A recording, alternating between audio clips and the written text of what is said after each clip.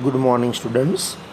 We welcoming in our online session MVM College of Commerce, Management and IT, Rajkot, Saurashtra University.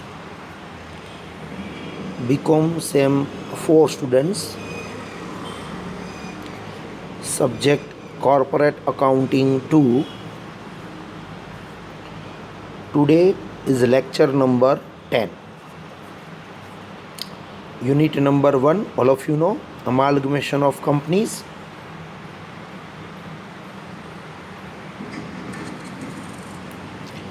Today we are taking a question from North Gujarat University, SY April 2008.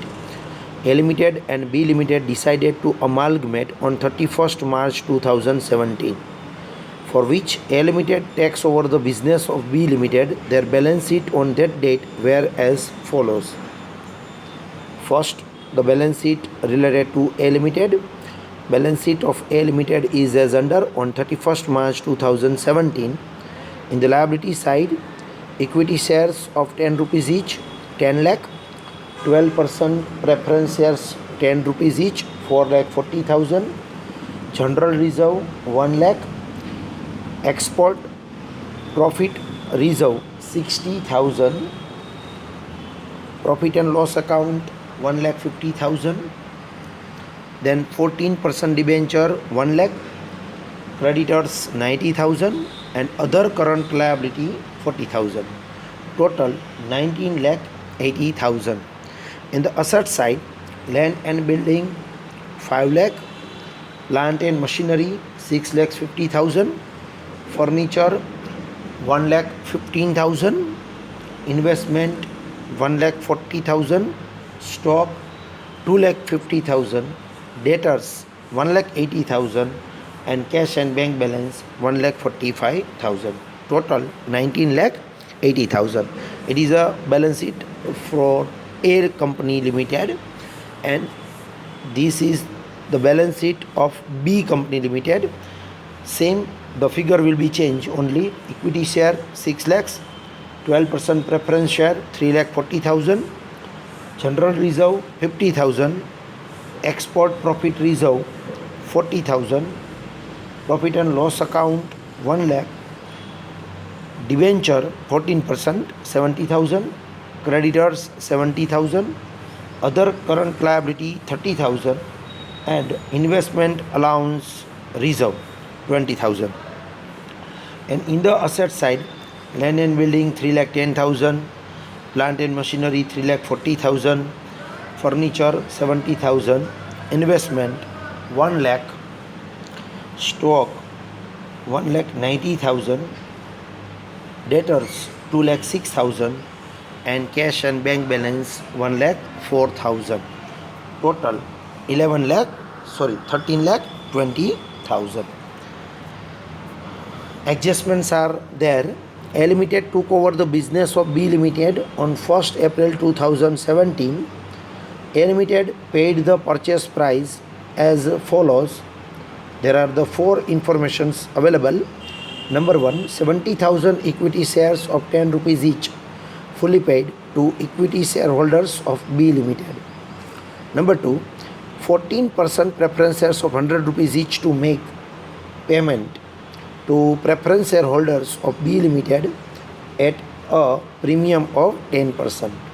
Number 3, debentures of B Limited were converted into equal number of debentures of A Limited. The debenture બદલામાં debenture આપે છે.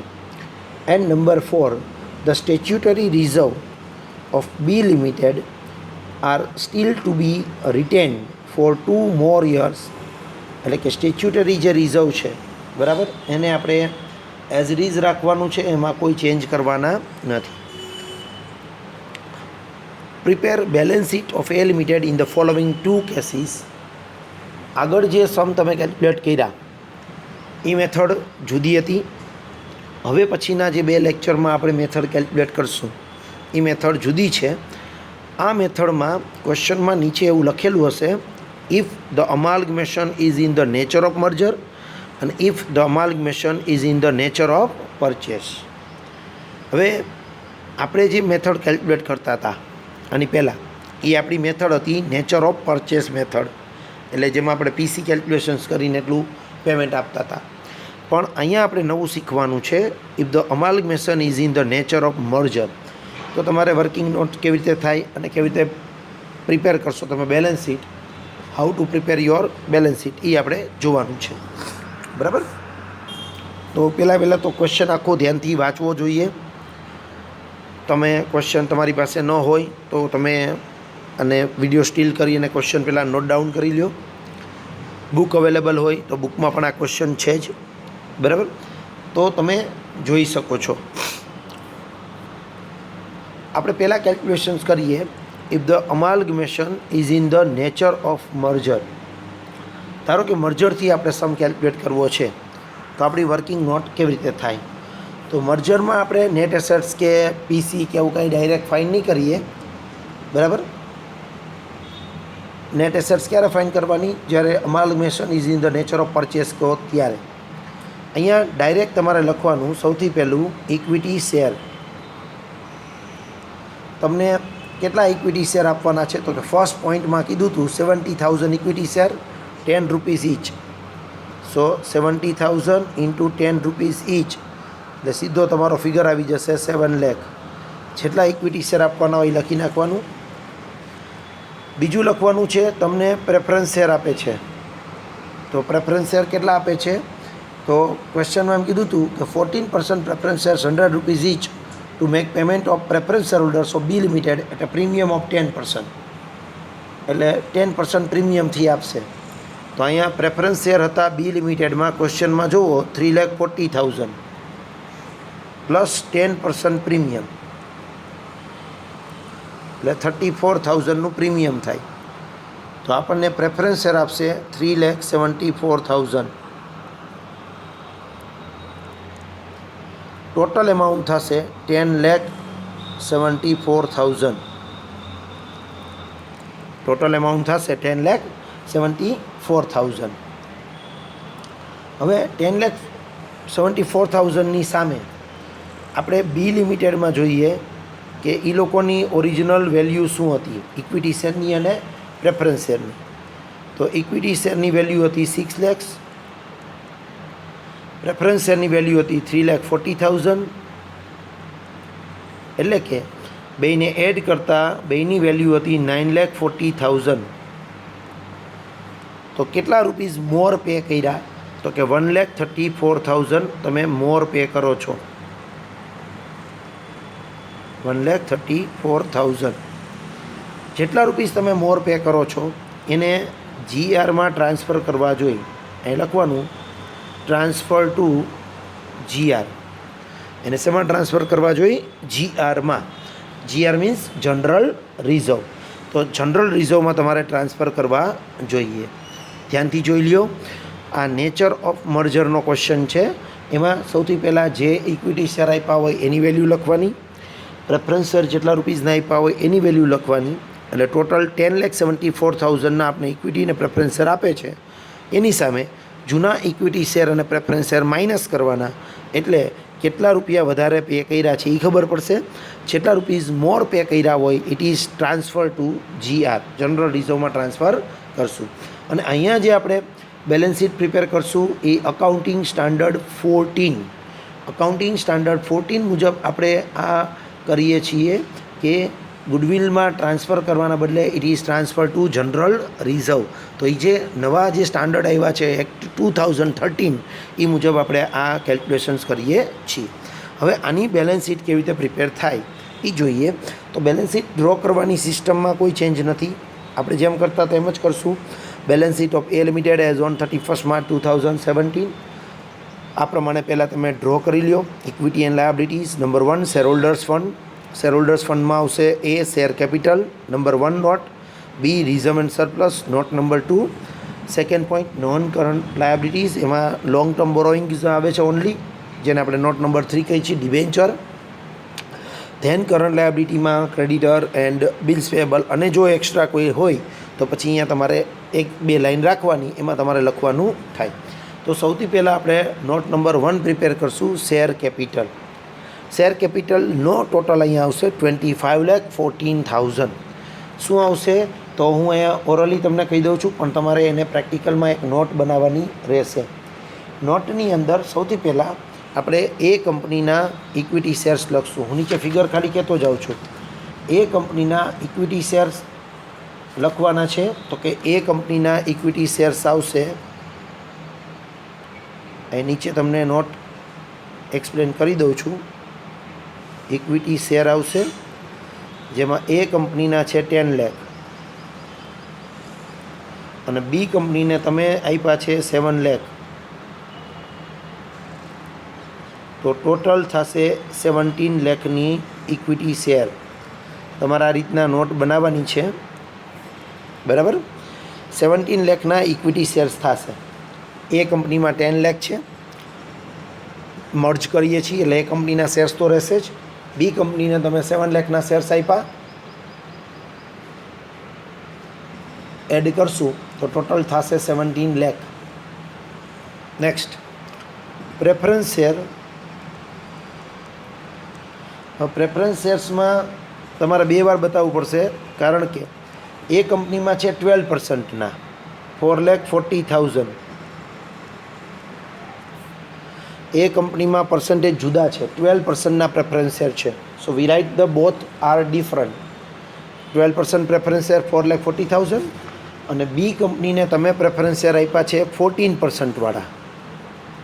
નીચે લખવાનું પાછું 14%, અને એને તમે preference share આપ્યા છે 3,74,000. 3,74,000 અને ધેન આફ્ટર આ 3/3નો તમારે ટોટલ કરવાનો. આ 3/3નો તમે ટોટલ કરશો એટલે તમને ફિગર મળશે 25,14,000. ચેક કરી લ્યો. નીચે મેં જે એક્સપ્લેન કર્યું છે એની તમારે નોટ અલગથી પ્રિપેર કરવી પડશે. મેં તમને એક વખત બતાવેલું છે કે how to prepare your note number 1.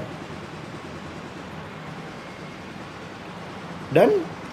After that second આવશે રિઝર્વ એન્ડ સરપ્લસ 3,86,000. તો રિઝર્વ એન્ડ સરપ્લસમાં પણ તમારે નોટ બનાવવી પડશે. સેકન્ડ નંબરની રિઝર્વ એન્ડ સરપ્લસમાં શું લખવાનું થશે તો કે સૌથી પહેલું લખવાનું થશે GR. GR જુઓ ધ્યાનથી, તો એમાં એ કંપનીનું GR છે 1 લાખ.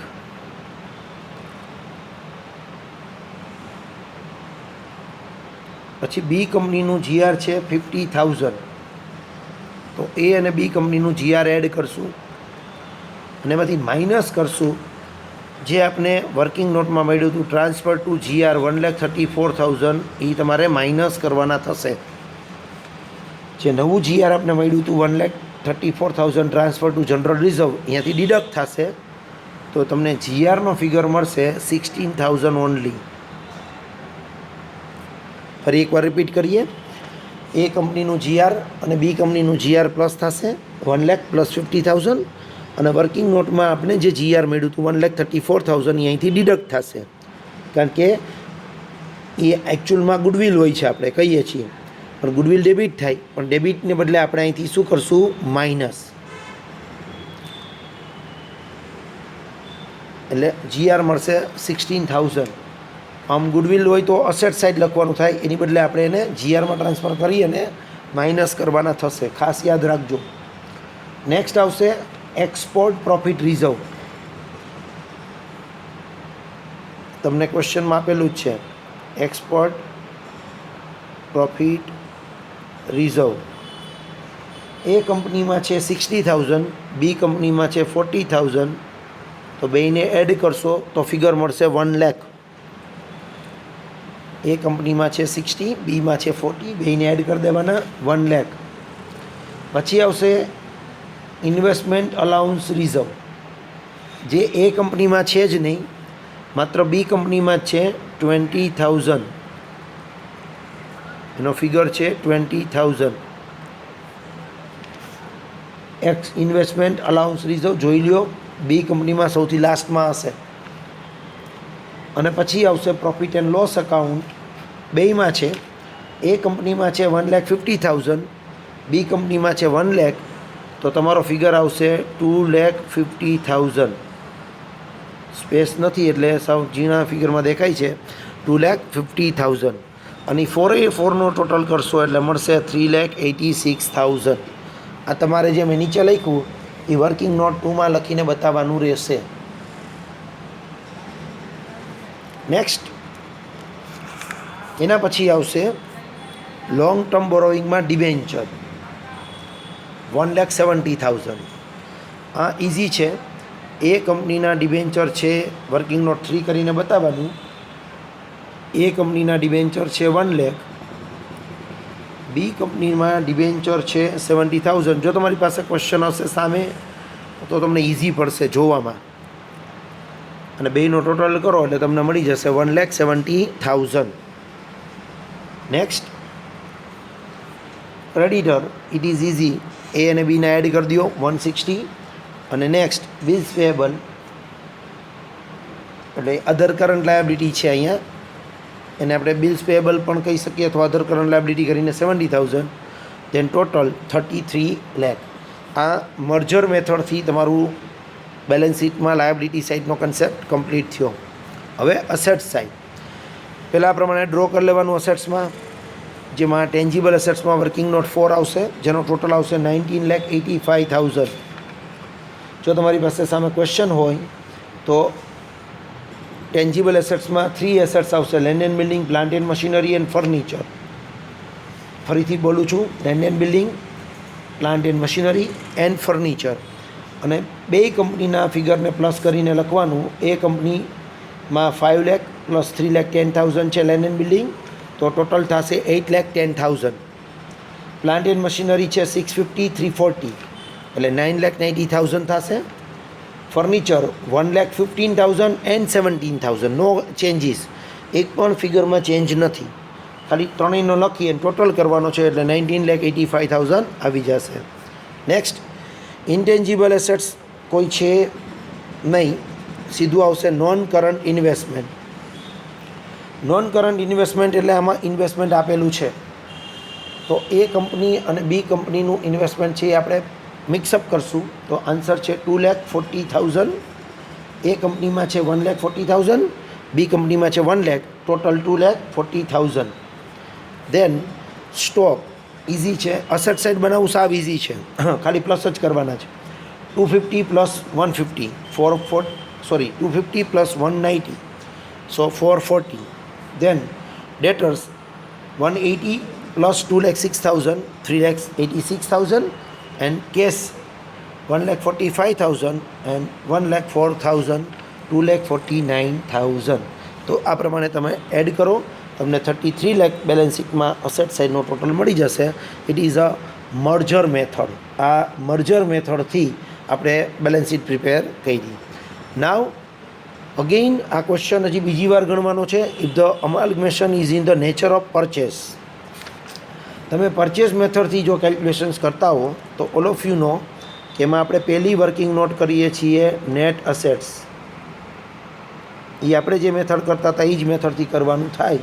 તો નેટ એસેટ્સ, અસેટ્સમાં બધી એસેટ્સ અહીંયા ટેકન ઓવર કરે છે એટલે અસેટ સાઇડનો હું સીધો ટોટલ લઈ લઉં છું. ટોટલ અસેટ્સ બરાબર, તો 13,20,000નો ફિગર છે.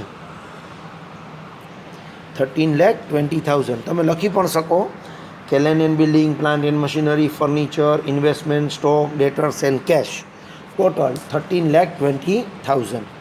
લેસ લાયાબિલિટી, તો લાયાબિલિટીમાં 3 લાયાબિલિટીઝ આવશે. એક આવશે ક્રેડિટર્સ. ક્રેડિટર્સ છે 70,000, બી કંપનીમાં જોવાના છે. બીજું આવશે 14% ડિબેન્ચર, જેનો ફિગર છે 70,000. અને થર્ડ ફિગર આવશે અધર કરંટ લાયાબિલિટી, જેનો ફિગર છે 30,000. તો ત્રણેય લાયાબિલિટીનો ટોટલ થશે 1,70,000. આ વર્કિંગ નોટ આપણે કરતા હતા એ જ છે. તો નેટ એસેટ્સ મને મળશે 11,50,000. 11,50,000 આ થશે તમારો ટોટલ.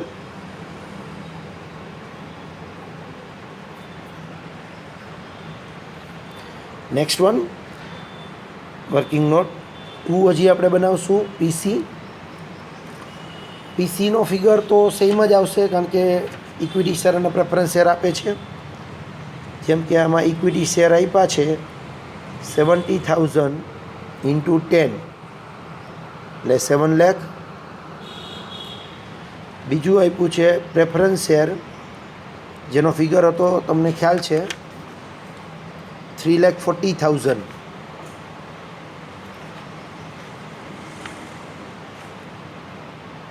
3,40,000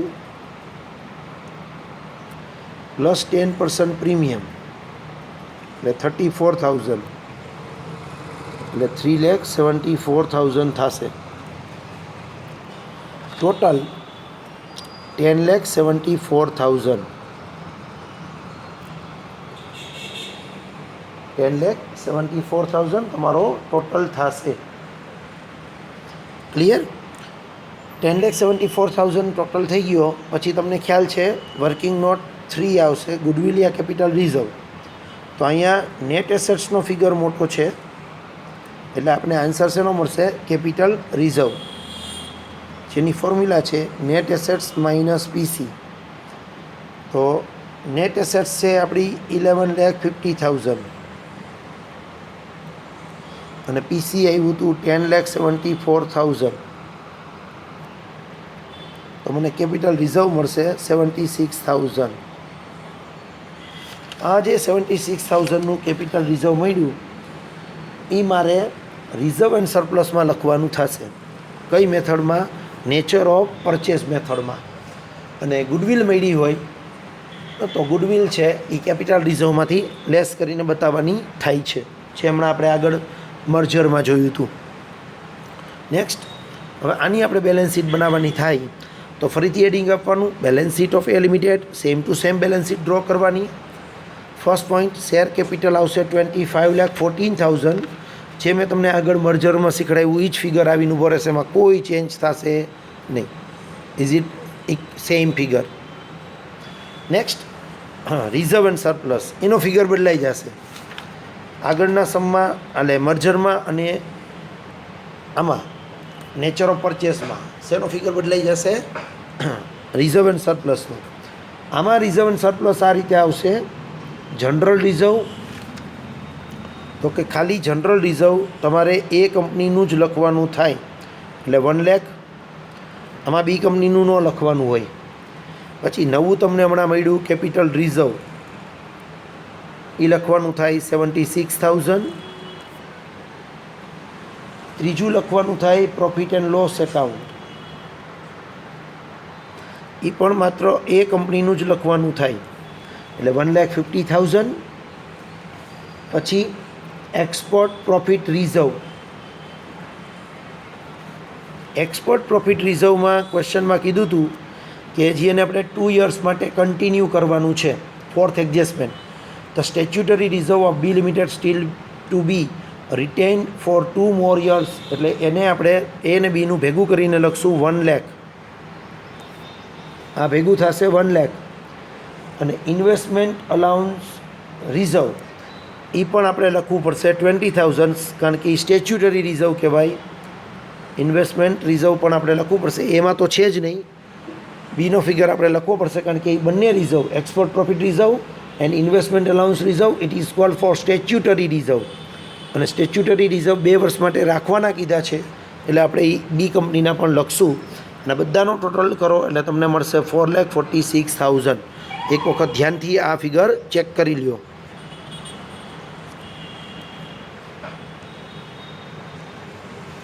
ક્વેશ્ચનમાં જોશો તો જ આઈડિયા આવશે.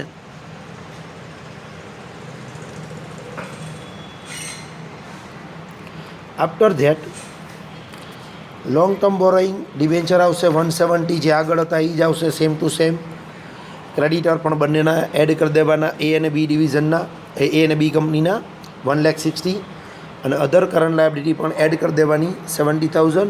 ટોટલ 33,60,000. બાકીમાં કોઈ ચેન્જ આવશે નહીં. Same to same asset side asset side 19,85,000 same assets આવશે. 3 એસેટ્સ લેવાની છે. ક્વેશ્ચનમાં જોજો, land and building, plant and machinery, furniture, A અને બીની એડ કરી દેવાની 19,85,000. નોન કરંટ ઇન્વેસ્ટમેન્ટ 2,40,000, એ પણ બંનેના એડ કરી દેવાના, એ કંપની અને બી કંપનીના.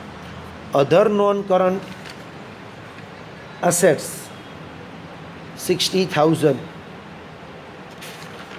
અધર નોન કરંટ એસેટ્સ એ 60,000 આવશે, જે આવશે અમાલ્ગમેશન એડજસ્ટમેન્ટ એકાઉન્ટમાંથી. અમાલ્ગમેશન એડજસ્ટમેન્ટ એકાઉન્ટ હમણાં આપણે જોઈ લઈ કે બે જે રિઝર્વ આપણે લીધા હતા, એકચ્યુઅલમાં એક્સપોર્ટ પ્રોફિટ ઇન્વેસ્ટમેન્ટ રિઝર્વ અને ઇન્વેસ્ટમેન્ટ અલાઉન્સ રિઝર્વ 40,000 અને 60,000 હતા બે રિઝર્વ. એ આપણે લીધા, બરાબર, લાયબિલિટીમાં.